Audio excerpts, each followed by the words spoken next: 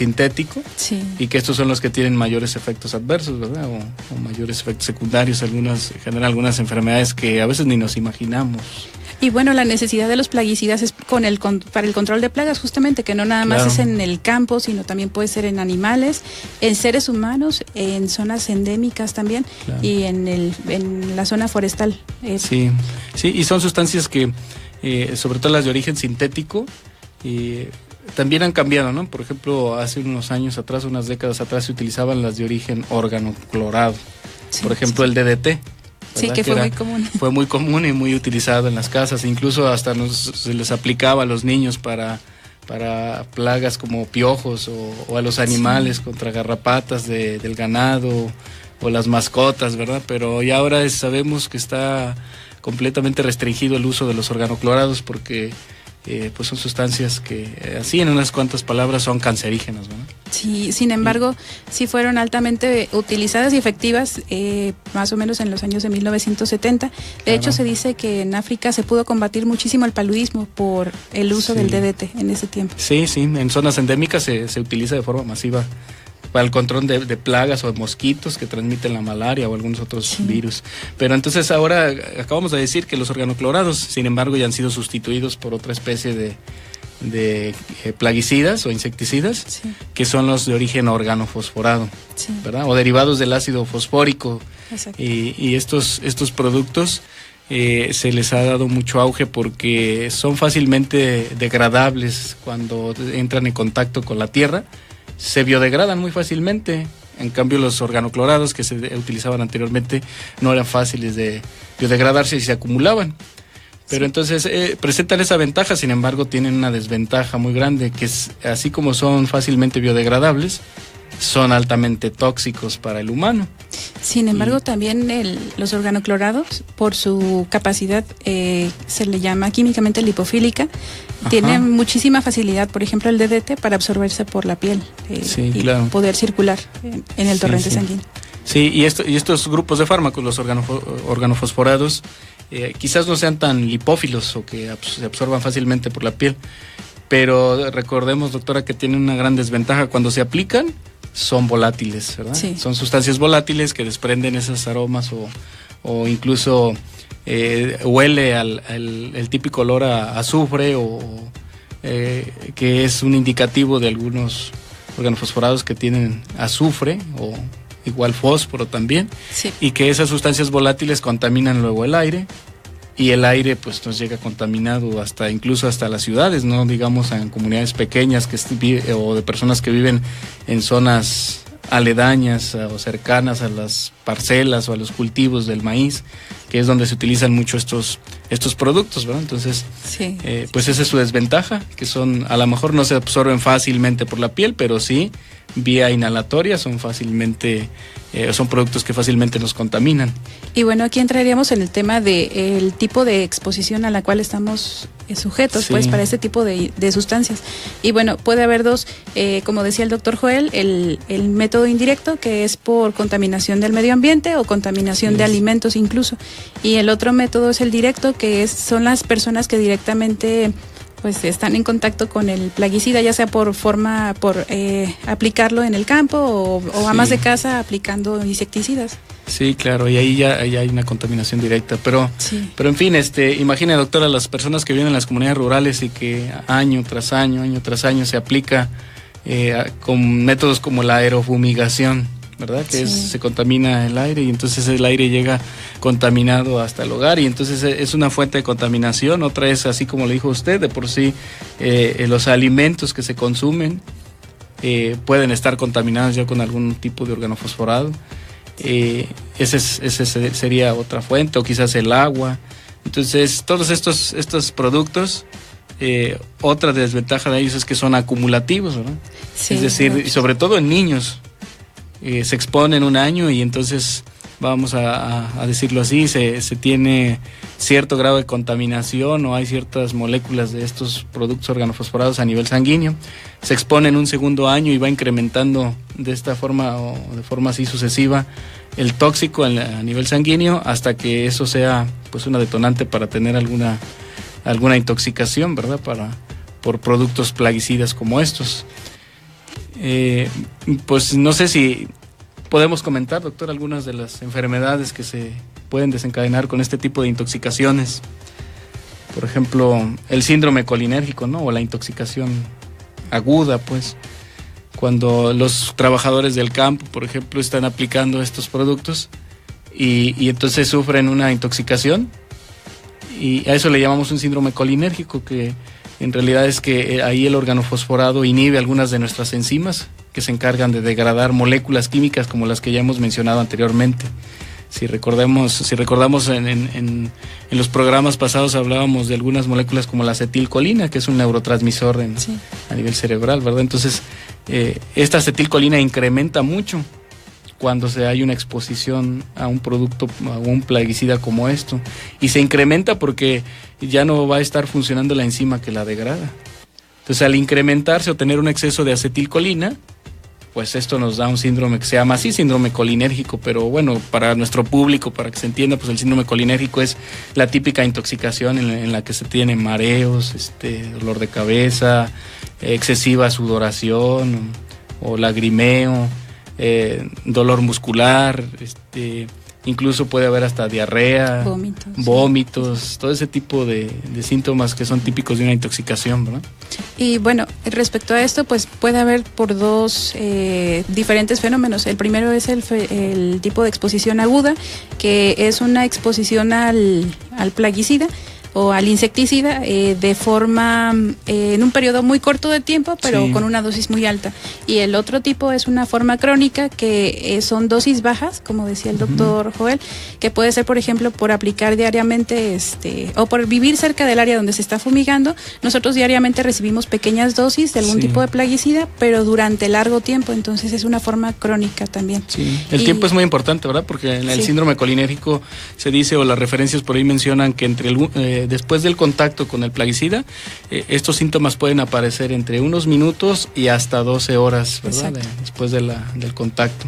Sin embargo, bueno, cuando es agudo, cuando es en periodos muy cortos de tiempo, pero dosis muy altas, no se ha registrado como daños de hígado o de riñón, pero con exposición larga y bajas dosis sí se ha comprobado que hay daños en hígado y en riñón principalmente. Incluso se aumenta el nivel de triglicéridos en sangre y también de las enzimas que se llaman transaminasas. Estas enzimas están presentes cuando el hígado tiene un mal funcionamiento, un funcionamiento inadecuado en este caso. Así es. Y esa es la forma en la que actúan en nosotros los humanos, ¿verdad? Pero por aquí, doctora, tenemos una pregunta que dice, ¿qué hacen los plaguicidas en los insectos? ¿Cómo actúan?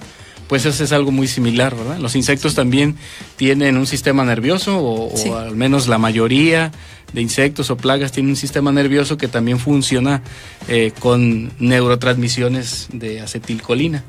Entonces el plaguicida lo que hace es inhibir la enzima que está degradando esa acetilcolina, y en ellos también se incrementa la acetilcolina y se genera una intoxicación muy similar a la que se tiene en humanos. Que se supone que son específicos para los insectos. Sin embargo, no es una limitante solamente para la plaga, en este caso, o el insecto. Hay algunos insecticidas que sí son más propios para algunas plagas, por ejemplo, algunos muy modernos que se utilizan mucho en la agricultura. Actualmente, por ejemplo, un famoso Reyen, ese es el nombre comercial. Este es un insecticida que es más específico para las plagas, una plaga conocida como la gallina ciega, o coloquialmente le dicen aquí los agricultores el nisticuil, ¿verdad? Entre ellos y también algunas aves y los conejos tienen un tipo de proteínas o receptores que son muy propios para ese plaguicida y que no existen en muchos de ellos en nosotros. Entonces pueden ser más específicos, pero en general la mayoría de productos o de plaguicidas, pues la mayoría sí son tóxicos para el humano. Aquí lo curioso es que quizás el insecticida o el plaguicida es específico para el insecto, pero si el humano está en exposición ya sea oral con el insecticida o el plaguicida, usualmente, si no se degrada en lo que es el estómago por el ácido clorhídrico, puede pasar a hígado, y en hígado puede metabolizarse en otro tipo de digamos así. El plaguicida no era específico para el humano, pero en el hígado se puede transformar para eliminarse, y en su transformación puede generar un tipo de molécula que sí sea tóxico. Entonces se está investigando qué tipo de metabolitos serían en este caso los responsables de la toxicidad de diferentes plaguicidas. Sí, claro. Y bueno, generalmente a lo mejor algunas personas se preguntarán ¿y por qué los que son de uso casero, como el Raid o las tabletas o pastillas estas de Raid y algunos otros líquidos que se utilizan, por qué se usan pues en muchos lugares a diario y no hay efectos muy claros de toxicidad? Pues bueno, es que hay distintos grupos de plaguicidas, ¿verdad? Los que estamos hablando ahorita son de origen sintético. Pero también hay plaguicidas que son de origen natural. Por ejemplo, hay algunos que provienen de algunas plantas, como los crisantemos. Y esos son, ¿no? O la citronela, ¿verdad? Pero que ese funciona más bien como un repelente.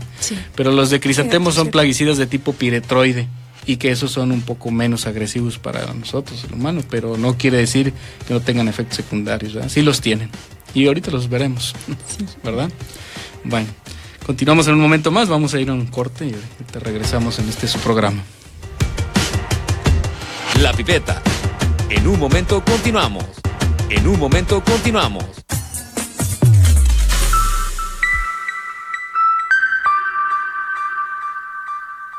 Conoce tus derechos como audiencia de Canal 44, Señal Informativa y Radio UDG. Tengo derecho a la existencia de mecanismos para la presentación de quejas, sugerencias, peticiones o señalamientos ante la Defensoría en la relación con derechos de las audiencias. Si consideras que se ha vulnerado tu derecho, entra al sitio web www.udgtv.com. Haz clic en la pestaña Defensoría de las Audiencias y presenta ahí tu queja o comentario. ¿Conocen ustedes a los cacas grandes? Nosotros los conocemos. Primero pensamos que nosotros éramos los cacas grandes. No era cierto. Nosotros conocemos caca grande, que ya con eso nos damos. No, y ese cuate que estuviste platicando con él, no, soy un güey. ¿Cómo que un güey? Es un caca grande, baboso. Cállate, es un caca grande. Sí, yo dices, oye, cabrón, será el director de la RASH. Caca grande.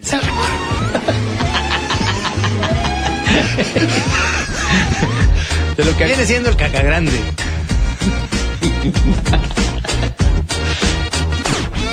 ¡Cachungue, la chola interna! Toma, Natum. Oaxaca y Chiapas están de pie, pero ¿sabes qué necesitan? Que los ayudemos a reactivar su economía, y la mejor forma de hacerlo es visitándolos. Si quieres ayudar, organízate con tu familia o amigos y ve a disfrutar de las playas, sitios arqueológicos, tradiciones y gastronomía que Oaxaca y Chiapas tienen para ti. Ven y comprueba que su hospitalidad y sus lugares turísticos están listos para recibirte. Oaxaca y Chiapas te esperan con los brazos abiertos. Viajemos todos por México.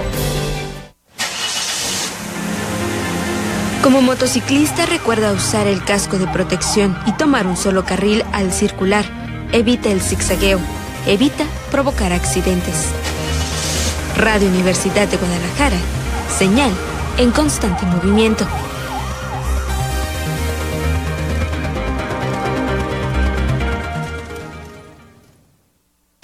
Sistema Universitario de Radio, Televisión y Cinematografía.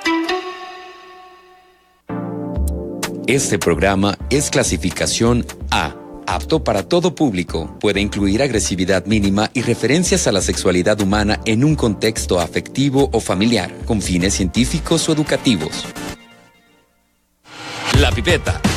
En un momento continuamos.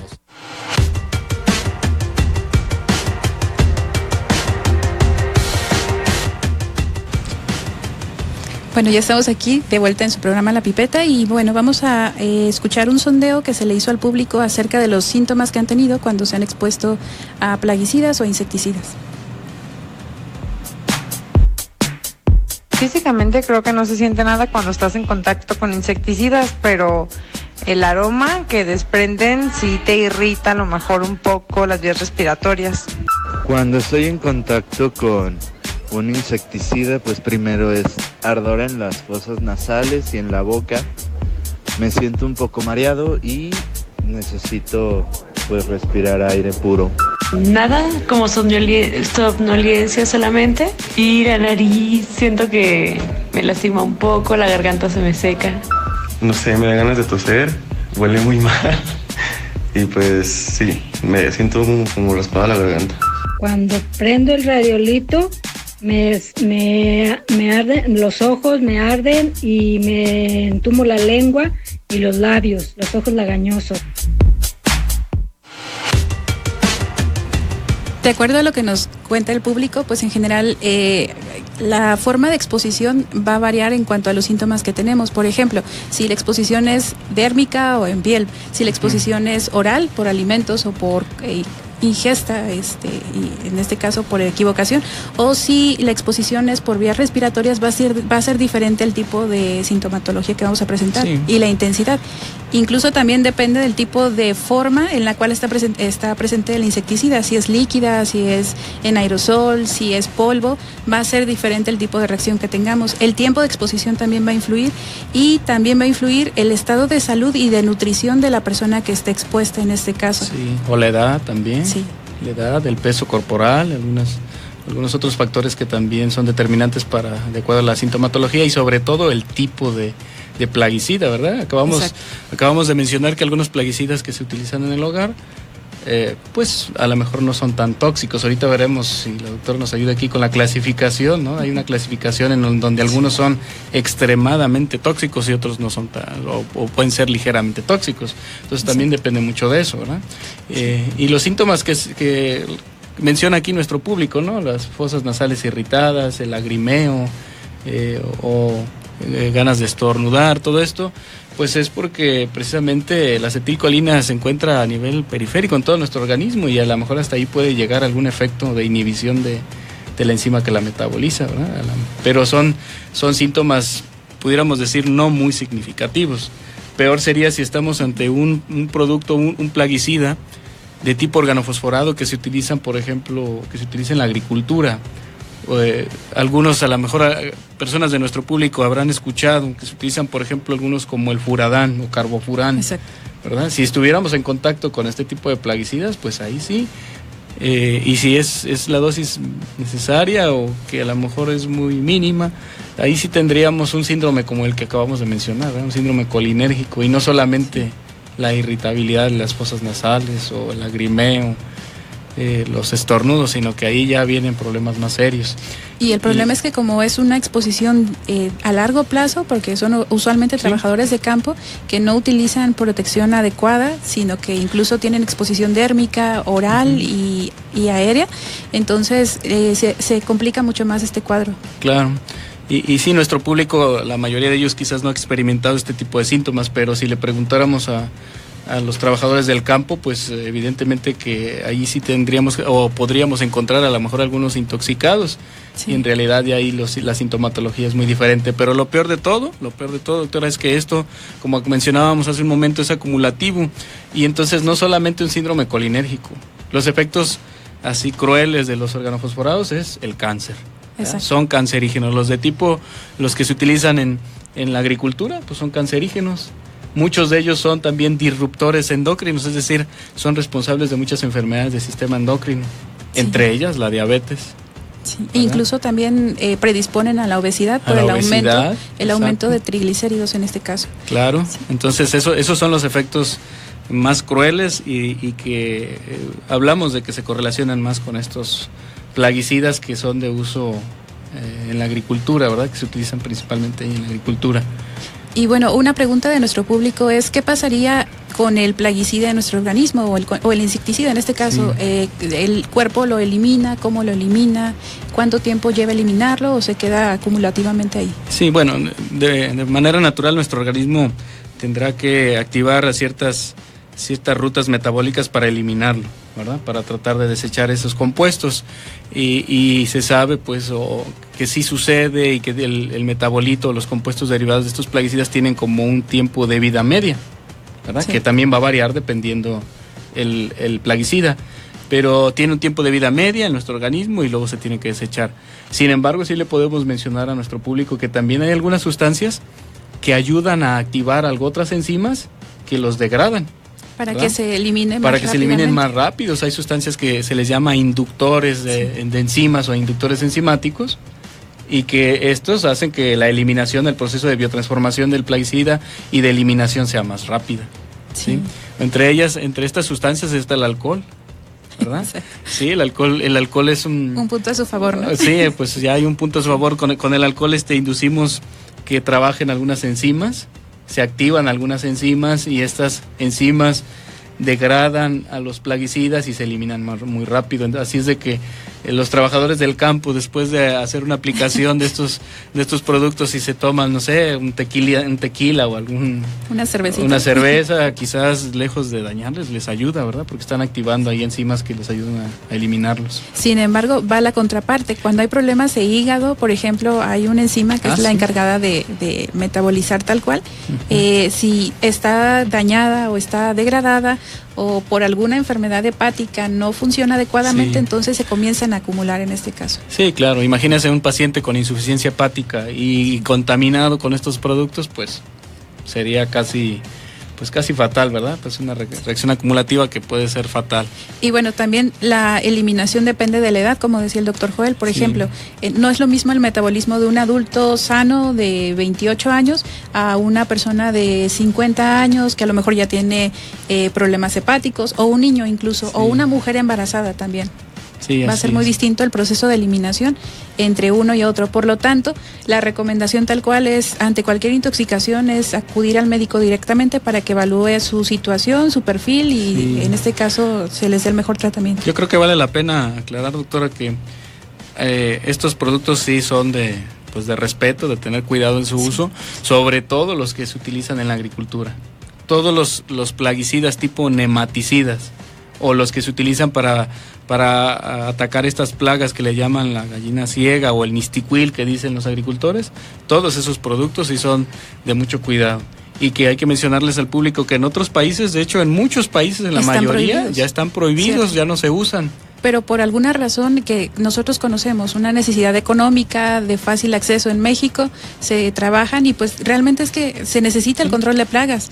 A fuerzas tenemos que controlar las plagas. Sí, aquí quizás no recomendaríamos exactamente no usarlos, porque pues también la economía se iría abajo, ¿no? La agricultura depende mucho del control de las plagas, pero sí habría que mencionarles que hay que aplicarlos con protección, con mucha seguridad, teniendo en cuenta que son sustancias que son cancerígenas, que producen diabetes, que pueden producir obesidad, problemas en hígado, en riñón, problemas en hígado o problemas de, por ejemplo, enfermedades neurodegenerativas como el Parkinson, Alzheimer o algunas otras de estas. E incluso hay estudios por ahí que mencionan que correlacionan la exposición de estos productos con algunos trastornos psiquiátricos como la agresividad, la depresión, las alucinaciones.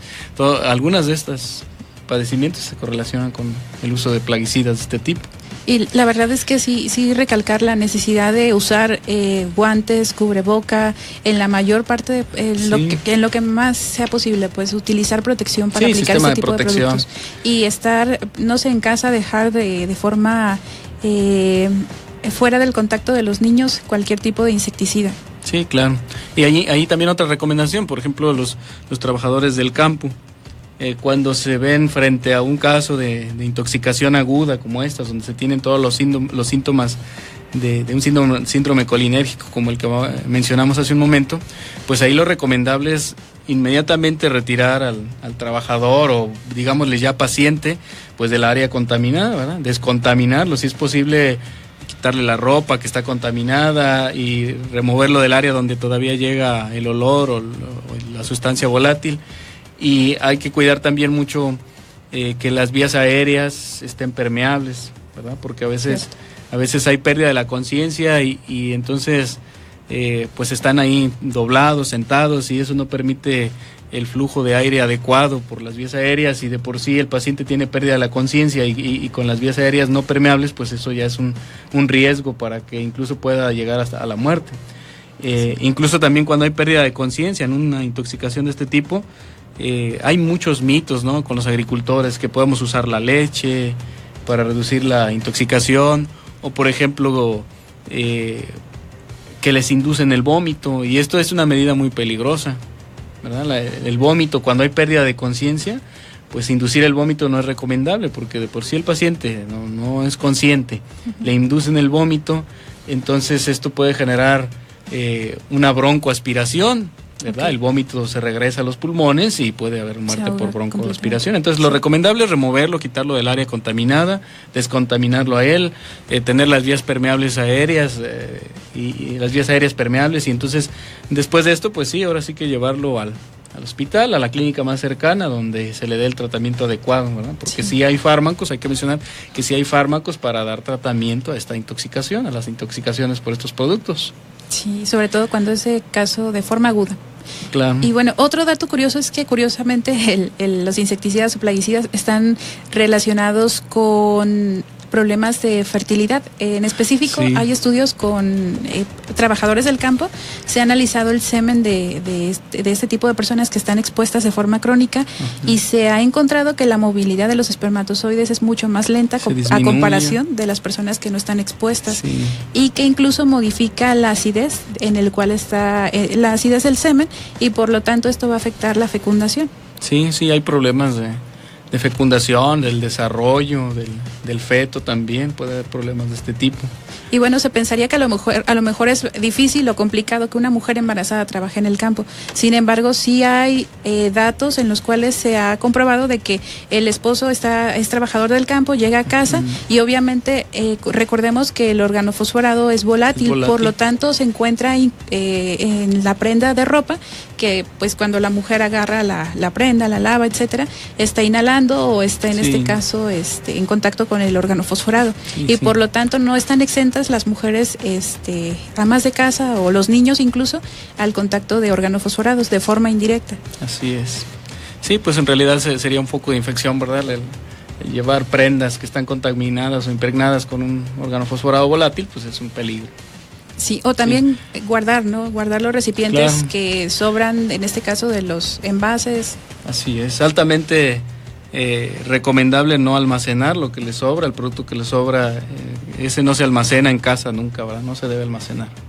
Sí, casi, de hecho la mayor parte de los trabajadores lo almacenan, pero en bodegas, ¿no? Sí, la mayor pues parte. Sí, quizás lo hacen en bodegas, pero no habrá quien se le ocurra ahí y lo almacene cerca hasta de la cocina, ¿verdad? O de la habitación, de habitación de dormitorios, entonces pues esto es un riesgo.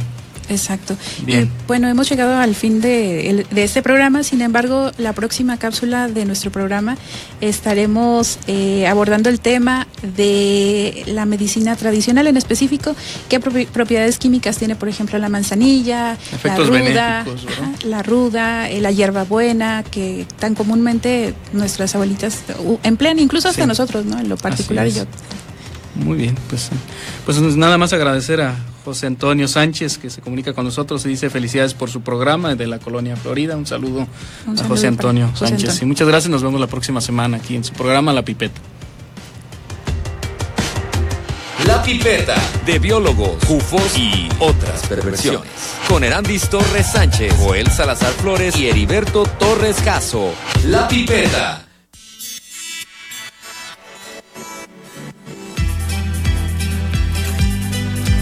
Transmite XHUGO 107.9 de FM.